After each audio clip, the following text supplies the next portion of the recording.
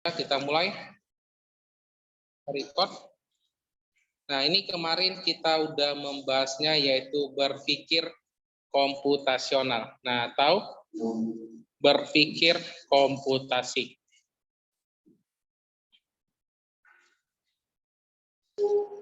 Nah, ini pembelajaran yang masih berhubungan dengan komputer ya, dan yang paling sering kita hadapi saat ini. Nah, berpikir komputasional yaitu terdiri dari discomping, abstraction, pattern, sama algoritma. Nah, kalau misalnya berpikir nih, di minggu lalu saya bilang itu biasanya terdiri atas dua, benar ya? Ayo, biasanya itu ada berpikir positif sama berpikir negatif. Nah, berpikir positif dan berpikir negatif ini sering disebut juga sebagai berpikir kritis. Pernah dengar nggak berpikir secara kritis? Ada yang pernah dengar? Oke, kita nggak usah dulu berbicara tentang berpikir kritis. Coba boleh sebutin sama saya berpikir positif itu maksudnya gimana? Positif, berpikir positif. Kalau cara gampangnya dibilang berpikir secara positif. Nah, itu maksudnya gimana nih? Pernah dengar berpikir positif? Saya tanya dulu. Pernah ya? Sering nggak dengar? Kemudian boleh sebutin contohnya sama saya. Berpikir positif itu gimana contohnya? Yang paling gampang pertanyaannya nih, tapi menggunakan logika. Kita sekarang berpikir tentang logika nih. Berpikir positif, boleh sebutin contohnya sama saya? Ayo. Positif, ayo dong. Masa nggak ada yang bisa jawab nih? Kasih contoh nih. Yang simpel-simpel aja dari yang online nih. Sekarang lebih banyak yang offline ya. Dari yang online saya tanya nih, berpikir positif, boleh sebutin sama saya contohnya gimana?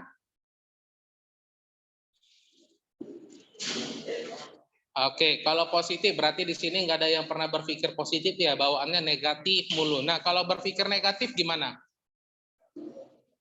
Otaknya selalu negatif atau otaknya positif, gimana nih? Maksudnya gimana? Ayo, udah banyak banget yang hadir, masa nggak ada yang bisa jawab nih?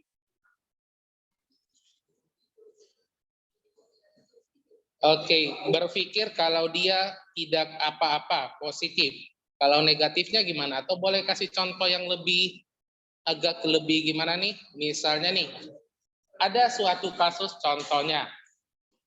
Oke, kita buat, oke, bentar. Saya buat contohnya gini aja.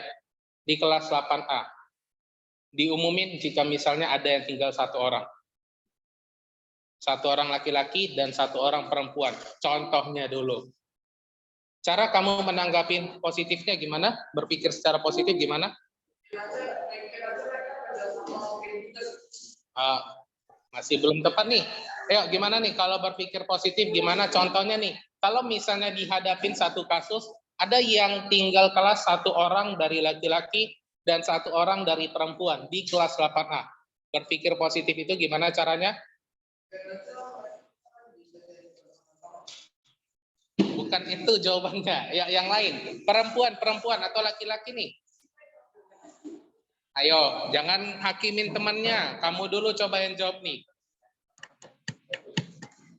Sebelum masuk kita ke topik nih. Nah, kalau misalnya nih berpikir positif itu, wah mungkin ya kalau berpikir positif, mungkin bukan saya yang tinggal kelas. Benar ya? Mungkin orang lain. Itu adalah berpikir positif, kita harus mendukung diri kita gimana supaya jangan kita terbawa oleh suasana. Kalau berpikir negatif, aduh, mampus aku. Contohnya, gimana kalau aku tinggal kelas? Gimana aku ngomong sama orang tua? Mulailah berpikir negatif tentang gimana cara untuk menghadapi orang tua, gimana ngadapin hari-hari berikutnya, dan lain sebagainya. Nah, itu kan adalah algoritmanya juga ya. Nih, kita lanjut. Nah, apakah kamu pernah berbelanja kebutuhan sehari-hari? Ayo, ada yang pernah di sini pergi berbelanja? Pernah ya? Pasti di sini semua pernah pergi berbelanja. Algoritmanya gimana nih? Apakah kita langsung pergi begitu saja tanpa menyiapkan sesuatu? Ayo, kalau misalnya kita ingin berbelanja, apa yang perlu kita siapkan? Di waktu UTS kemarin, sebelum UTS kita ada belajar algoritma. Ayo, apa yang biasanya kita siapkan jika misalnya kita ingin pergi berbelanja? Apakah cuma membawa diri, ngangkat troli, kemudian bayar tanpa perlu menyediakan uang dan lain sebagainya, atau gimana? Algoritmanya gimana nih? Sebalikin seperti yang kemarin. Algoritma cara memasak nasi, bagaimana caranya? Ayo, gimana cara untuk memasak nasi? Apakah tiba-tiba langsung ada aja di rice cooker? Atau gimana caranya? Ayo, kita masukin berasnya, habis itu kita tutup, tiba-tiba boom, langsung terbuka, langsung ada nasinya, gimana? Atau gimana algoritmanya nih? Algoritma itu adalah jalannya. Jalannya bagaimana? Nah, ayolah, saya nanya dari tadi soal yang gampang loh. Kita sekarang berpikir, kamu gunakan pikiran kamu atau otak kamu nih. Oke? Kedua, nah, apakah kamu pernah berpergian? Pernah ya? Kalau kita berpergian, contohnya ingin ke luar negeri, nggak usah jauh-jauh deh ke luar negeri. Kita ingin pergi ke kota lain. Kita nggak perlu persiapan. Biasanya kalau kita pergi ke kota lain, apa yang perlu kita siapkan? Oke, pakaian. Oke, kalau keluar negeri butuh paspor. Kemudian butuh uang. Nah, uang sekarang pun masih banyak lagi jenisnya. Ada uang e-money atau e-wallet, semuanya tahu ya. Kemudian ada uang fisik. Nah, dan di balik e-money sama uang fisik ini semuanya punya positif dan negatifnya. Uang ada fisiknya. Kelebihannya itu adalah tidak sulit habis. Maksudnya gimana, kekurangannya itu gampang hilang. Berbeda dengan e-wallet atau uang elektronik. Sering banget manusia sekarang ini karena sudah munculnya banyak sekali jenis e-wallet, boleh sebutin sama jenis-jenis e-wallet, OVO, Dana, GoPay, ShopeePay, ayo apalagi nih? OVO, Dana, GoPay, ShopeePay, ayo, dan masih banyak lagi. Benar ya? Kita anggap deh hanya 4 ini. Nah, 4 aplikasi untuk penyimpanan uang elektronik. Hanya dengan ngeklik, uang itu bisa hilang. Kemarin ada yang sempat viral, ada yang punya sosial media, punya semua ya. Ada yang tahu misalnya kemarin kalau saya nggak salah kabarnya, masih sekitar tentang Binomskui. Tahu ya Binomskui ya, Binomo. Oke. Nah, dia melarikan uang orang 1 miliar. Kemudian hilang begitu saja alias loss. Nah, itu gimana caranya untuk supaya menghilangkan uangnya ya gitu. Main hanya dengan 1 jari ini bisa berbahaya. Kemarin saya juga ada bilang ya, dengan modal handphone sekecil ini, kita scroll TikTok, Instagram, 1 menit terlewat, 1 jam, berjam-jam terlewat. Ada yang pernah rasain seperti itu hanya dengan 1 jari. Oke, nah itu adalah salah satu contohnya ya. Kalau misalnya sekarang di zaman sekarang memang ada positifnya dan ada negatifnya. Kita lanjut. Nah, kemampuan memecahkan masalah sangat penting kita kuasai karena setiap hari kita akan menemui suatu permasalahan. Saya mau tanya, siapa di sini yang nggak pernah menghadapi suatu masalah? Semuanya pernah? Pernah ya? Hal berat masalah apa yang paling sering kamu alamin? Hal berat apa yang saat ini paling sering kamu alamin? Untuk anak seusia kamu, apa nih yang paling sering masalah yang sering kamu hadapin? Di zaman sekarang. Nah, ini ada try, fail, success. Ayo, masalah apa yang paling sering dialamin saat ini? Kalau untuk anak sekarang ini, kalau saya nggak salah itu tentang cara bagaimana menghemat uang, benar nggak? Atau ada cara, atau di sini semuanya uangnya kalau misalnya habis, langsung boleh minta ke orang tua? Atau tidak terbatas? Nah, biasanya itu untuk di zaman sekarang ini, anak-anak seusia kamu ini masalahnya pasti di bagian uang jajan. Nah, gimana cara mengatur uang jajan itu? Nah, kalau di zaman sekemarin, saya cuma dapat uang jajan itu 75.000 per minggu. Kalau kamu sekarang gimana uang jajan kamu? Biasanya ketika offline, ada nggak yang cuma sekecil itu 75.000? Dan bahkan saya waktu SD sampai SMA, uang jajan saya cuma 2.000 per hari. Saya juga sekolah di sekolah Chinese. Kenal Wer Supratman? Nah, saya di situ bayangin ya. 2.000 per hari. Untuk anak seusia kamu yang taunya jajan, jalan-jalan, top up dengan jajan seperti itu, gimana caranya untuk mencobanya? Nah, di sini untuk menyelesaikan masalah, di sini ada try, ada fail, ada sukses.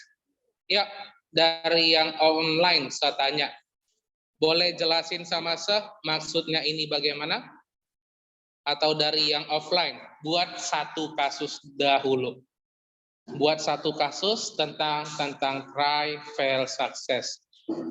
Ayo. Untuk ini semuanya tahu nggak apa artinya? Ada yang masih belum ngerti try, fail, success? Ayo, gimana? Boleh nggak sama saya buat satu kasus dulu tentang ini? Masih tentang berpikir secara logika, berpikir gampang nih. Oke, ya. Jangan berantem di situ, jangan gaduh. Kita lanjut nih.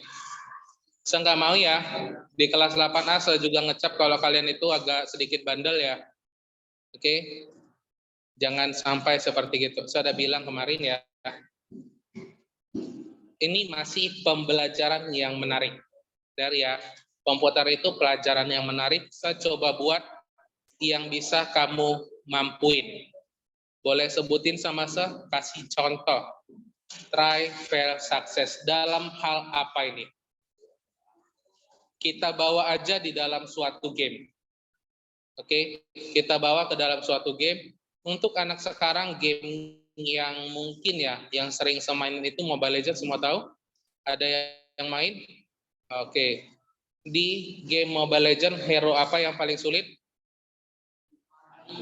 Oke, Fanny ya. Oke, Fanny ya, tahu ya. Fanny, makanya ada ejekan dibilang darat. Benar ya? Fanny darat. Nah, di sini kalau misalnya sebawa ke dalam game aja contohnya, ketika kita main Fanny nih, udah main rupanya miss temboknya atau tidak sampai ke tembok, nah fail. Kemudian kamu ulangin lagi baru sukses. Nah, sekarang di dalam game pun itu banyak sekali itu famousnya. Habis misalnya kamu dapat misalnya Maniac atau Savage, kamu upload ke TikTok, kamu bisa langsung famous. Benar ya? Benar ya? Contohnya di komen. Gimana? Itu? Gimana? Kutukan ya? Maksudnya gimana? Oke, nah itu memang tergantung dari pihak gamenya ya. Di dalam setiap game itu biasanya juga gitu. Main 3 kali, menang. Waktu sekali lagi lost streak. Kemudian lost streak terus gitu nih. Nah itu memang sebenarnya itu ada algoritmanya ya. Kalau sama juga seperti kita main game. Setiap level itu pasti pernah kalahnya. Nggak mungkin menang terus. Kalau joki itu gimana contohnya joki rank atau yang lain sebagainya. Nah, kalau joki itu punya triknya sendiri. Mereka main berlima, jumpanya komputer ada triknya ya. Dan itu biasanya adalah ilegal. Tahu ya ilegal ya. Dan itu ditentang sama pihak Mobile Legends-nya. Nah, di dalam setiap game itu pasti ada aja hal-hal yang membuat gamenya itu jelek. Nah, ini kita lanjut lagi ya. Nah, berpikir komputasional adalah kemampuan memecahkan permasalahan. Nah, ibaratnya nih, contohnya itu ketika ujian. Itu ada 2 cara gimana cara untuk mendapatkan nilai 100. Benar ya? Ketika ujian mendapatkan nilai 100. Kemarin sudah berapa lama COVID yang online semua? Udah hampir 2 tahun. Nah, tahu nggak kabar di Indonesia bahkan katanya itu semuanya bakalan kembali offline? Tahu ya, dan itu sudah menjadi hal yang wajar. Selama ini ketika kamu ujian itu open book. Bisa di rumah, bisa buka buku untuk ujian. Bisa bayangin gimana kalau misalnya kembali seperti dulu lagi, datang ke sekolah kemudian ujian, tutup buku, tasnya contohnya ditaruh di depan. Nah, jika contohnya nih, kita mulai pelan-pelan. Kamu ujian, supaya mendapatkan nilai 100 itu bagaimana caranya? Biasanya ada dua caranya itu, yaitu adalah belajar dan nyontek. Benar ya? Nah, sama-sama tahu nih. Saya kan juga pernah seusia kamu nih, yaitu dengan cara belajar dan menyontek. Nah, dari cara belajar pun kita punya caranya masing-masing. Ada di sini yang pernah belajar sambil dengerin musik? Ada yang mesti wajib belajar sambil praktikum? Paham maksudnya? Belajar dulu. Oh, saya harus ngerti sambil dipraktekin, misalnya. Nah, di kelas 7 kemarin kita ada belajar misalnya yang praktikum harus dipraktekin dulu baru paham. Ada yang misalnya sambil mendengarkan musik baru paham, ada yang misalnya harus di tempat yang tenang baru bisa mengerti. Di antara ketiga ini kita anggap adalah ini. Caranya ini adalah untuk di bagian belajar. Nah, sedangkan yang dua ini adalah cara cepatnya gimana mendapatkan nilai 100, yaitu menyontek. Nah, menyontek pun kita juga sama-sama tahu punya caranya masing-masing. Boleh sebutin sama-sama, saling buka-bukaan. Cara menyontek zaman sekarang gimana? Ayo, gimana caranya? Benar, dari Google. Kita cukup menggunakan handphone, kita searching untuk mencari jawabannya. Itu ketika misalnya kamu online di rumah, tidak ada jawabannya di catatan. Cara lainnya gimana? Buat di kertas, buat di buku, tulis di paha, gimana lagi? Semua ada saya pernah ngalamin. Sampai di lengan baju ini supaya di apa? Di sini dibuat, ditutup ini. Oke, nah itu banyak caranya. Dan di sini kita akan belajar berpikir komputasional, kemampuan memecahkan permasalahan. Makanya tadi saya bilang setiap orang pasti pernah mengalami masalah. Bahkan orang sekaya sekalipun pernah menghadapi masalah. Benar ya? Ada di sini yang nggak kenal Raffi Ahmad? Siapa di sini yang nggak kenal Raffi Ahmad? Ada kenal semua atau tahu? Tahu Raffi Ahmad, artis? Nggak tahu? Atau tahu? Tahu atau enggak nih? Nah, bahkan Raffi Ahmad yang kita tahu dia menjadi artis paling kaya di Indonesia, ya kita anggap gitu, pernah mengalami masalah sebelum dia menjadi kaya raya, yaitu narkoba. Nah, dia narkoba dulu baru bisa naik. Atau sekarang kasusnya yang lagi viral itu adalah Marcel, tahu? Tahu ya. Nah, Marcel Widianto yang katanya beli ini dan itu lain sebagainya. Dan itu banyak sekali kasus-kasusnya ya. Bahkan sekelas artis pun mengalami masalah. Konon kita yang hanya orang biasa. Oke, sampai di sini dari tadi saya berkoar-koar, mengerti enggak? Paham enggak? Paham ya? Oke.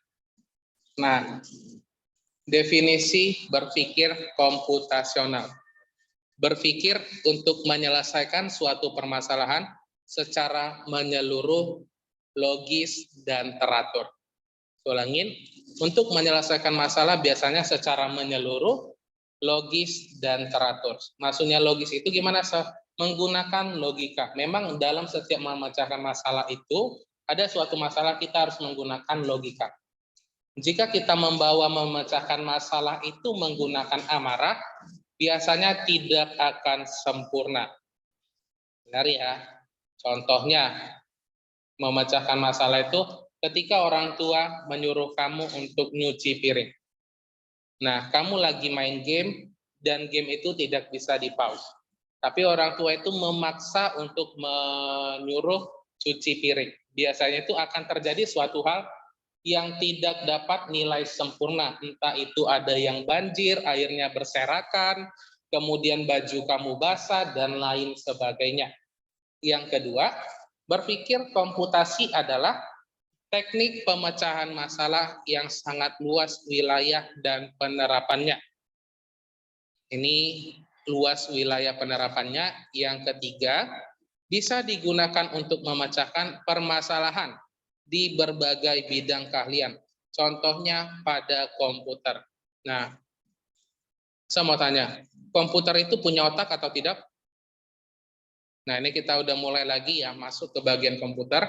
Komputer punya otak atau tidak? Iya atau tidak? Ayo. Sebuah dalam hal sederhana. Yang menciptakan komputer siapa? Manusia. Benar ya? Yang menciptakan komputer itu adalah manusia. Dan saya tanya, komputer itu punya otak atau tidak? Jawabannya adalah yang bisa kasih jawaban logis, saya kasih tambah nilai untuk ujian semester. Ayo. Yang bisa kasih jawaban logis, saya kasih tambah nilai untuk semester. Saya langsung kasih nilai plus 5. Ada yang jawab tidak, ada yang jawab iya. Gimana jawabannya? Ayo, ini kita pakai logika aja nih. Komputer itu punya otak atau tidak?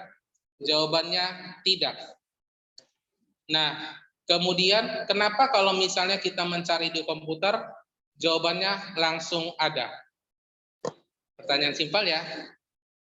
Nah, katanya komputer nggak bisa tidak ada otaknya. Tapi kenapa kalau misalnya kita mengetik, mau mencari sesuatu, tiba-tiba kok ada keluar langsung hasil jawabannya? Ayo. Masih pakai logika nih.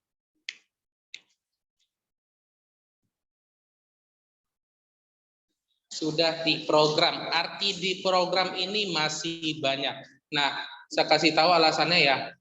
Semua tahu pasti yang namanya Google. Benar ya? Tahu di sini Google ya. Kenapa kalau misalnya kita mencari sesuatu di Google itu langsung keluar jawabannya? Dan kenapa Google itu disebut sebagai yang namanya banyak sekali sebutannya ya, Mbah Dukun, Mbah Google, kemudian apa lagi nih? Dewanya pengetahuan dan lain sebagainya. Nah, itu alasannya kenapa? Karena memang si Google itu sudah diprogram dan programnya itu adalah data-data yang dimasukkan ke dalamnya. Seperti contoh nih, kita mencari sesuatu di Google. Pernah nggak ada bacanya 404 not found? Nah, tahu ya, not found 404. Pernah tahu? Kamu mencari sesuatu di website, rupanya bacanya 404 not found atau tidak ditemukan. Itu maksudnya adalah data yang ingin kamu cari itu tidak ada. Tidak ada website yang menjelaskan tentang bagian tersebut. Oke. Nah, ini kita lanjut nih. Berpikir komputasional dalam prosesnya bisa menggunakan komputer, namun tidak selalu memerlukan komputer. Sebagai contoh ya, sebagai guru nih, sekarang ujian itu menggunakan Google Form. Benar ya? Nah, Google Form. Saya udah kasih jelasin infonya. Kalau misalnya di komputer itu, kita bahas dulu deh tentang soal ujiannya kembali. Oke, kita bahas sedikit ya. Tapi saya nggak usah bahas nilainya. Perbedaan antara akal pikiran manusia dengan akal pikirannya si komputer.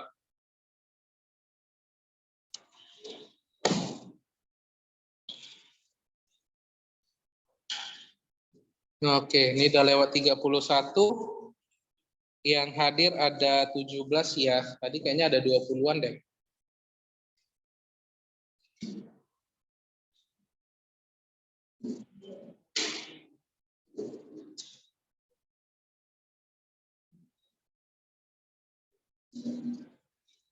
Nah, kalau biasanya manusia itu menggunakan akal pikirannya itu dan ada yang namanya sifat tidak tega. Maksudnya tidak tega itu gimana? Nah, contoh nih, saya dekat sama satu murid. Dia laki-laki. Rupanya nilai ujiannya merah. Karena dia sering aktif, sering jawab pertanyaan, sering hadir, dia dapat merah, ada kemungkinan nggak guru tersebut memberikan nilainya jadi lulus? Paling tidak KKM jadi 70 contohnya. Pernah ya? Berbeda dengan si komputer. Komputer ini kalau memang jawabannya salah, ya pasti salah. Nah, dia tidak menggunakan pikirannya itu sebagai gini nih. Contohnya nih, nilainya 48 dari 100. Oke, contohnya. Ini jawaban komputer. Dia nggak memperdulikan siapa kamu. Maukah kamu presiden sekalipun, anaknya yayasan, atau adikse, atau siapapun, kalau memang sudah merah, ya pasti merah. Waktu dia dapat merah gini contohnya, saya lihat namanya, aduh, ini rupanya yang dapat merah. Nah, rupanya jadi saya kasih nilainya jadi 70 pas-pasan. Nah, itu yang tadi saya bilang ya, memang sedikit berbeda, bisa menggunakan komputer, tapi tidak selalu memerlukan komputer. Dia memang membantu, tetapi tidak selamanya membantu. Oke, ini sudah tadi ngomong nih, kita habisin dulu ya. Ini masih oke. Kita lanjut.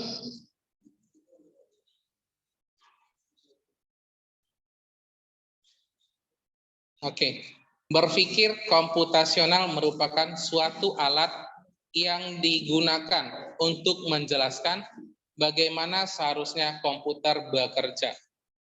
Komputer tidak mengerti bahasa manusia. Benar atau salah?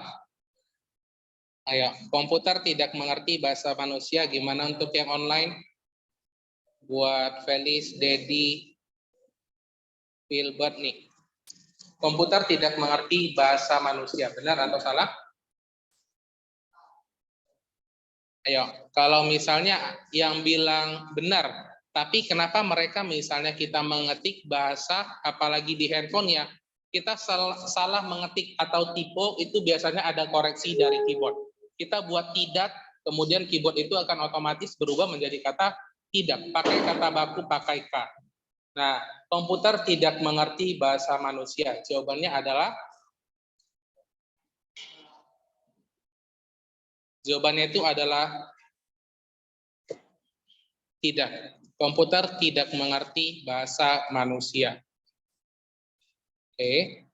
Cara berpikir manusia secara langsung cukup berbeda dengan cara berpikir komputer. Ini yang tadi saya bilang. Oke. Karena memang komputer itu diprogram itu seperti gitu, maka hasilnya seperti gitu.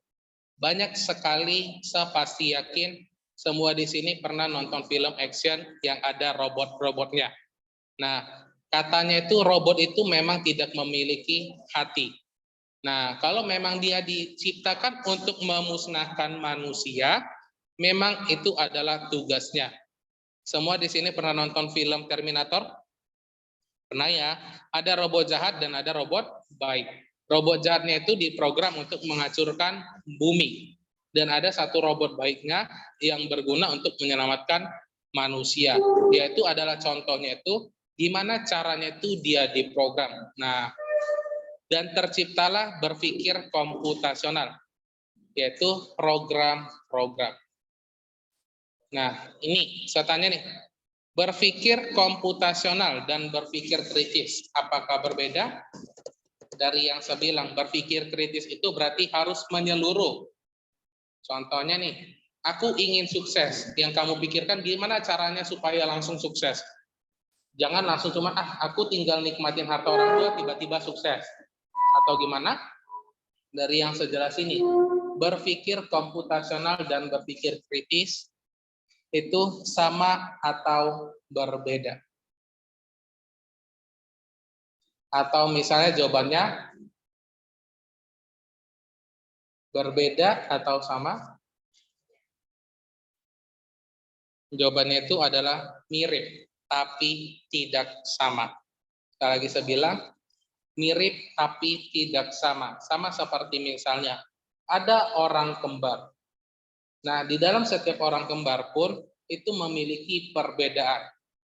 Dan pengetahuan umum itu dari semuanya ini, setiap jari kita ini di antara semua manusia berbeda sidik jarinya. Percaya atau tidak? Dari setiap manusia, dari jari kita manapun ini berbeda di setiap sidik jarinya. Nah, saya tahu itu sebelum mengenal komputer, saya tahu itu dari film-film. Makanya kenapa polisi itu kalau misalnya ada sidik jari, pasti langsung ketahuan siapa pembunuhnya, contohnya, siapa pencurinya. Makanya di mana-mana, kenapa sekarang orang-orang mencuri, contohnya, saya nggak ngajarin, harus pakai plastik untuk nutupin tangannya atau lain sebagainya. Nah, itu untuk menutupin sidik jarinya. Nah, jadi makanya dibilang, jangan sembarang pegang apapun. Sama seperti sekarang lagi COVID yang katanya menjalar melalui tangan. Kita pegang sembarangan, kita lap muka kita, rupanya bisa COVID. Ada di sini yang udah pernah COVID? Nah, sebagai contoh gitu ya. Oke. Berpikir kritis adalah kebiasaan berpikir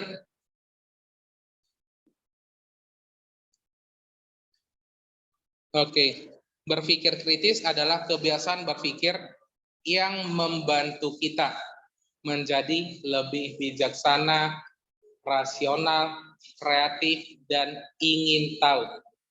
Berpikir kritis adalah berpikir komputasional, namun tidak semua berpikir komputasional adalah berpikir kritis. Nah, berpikir kritis diperlukan untuk membuat pemecahan masalah menjadi lebih efisien dan efektif. Nah, ini kita sampai di sini dulu nih. Dari yang saya ajari nih, ada yang mau ditanyain tidak nih? Ya, ini dari tadi saya kasih contoh, kemudian ini ada yang mau ditanyain? Boleh? Boleh. Ada yang mau ditanyain tidak nih? Ayo, waktu kita tinggal 5 menit lagi. Kita sampai di berapa? 10.45 ya? Oke. Nah, ini kita sampai di sini dulu ya. Materinya sudah habis. Ini tinggal 5 menit lagi. Sampai, oke, saudara tadi ngomong rupanya nggak nampak wajah ya. Oke, sorry ya. Sampai di sini dulu. Kita berjumpa di minggu depan. Dan bye-bye.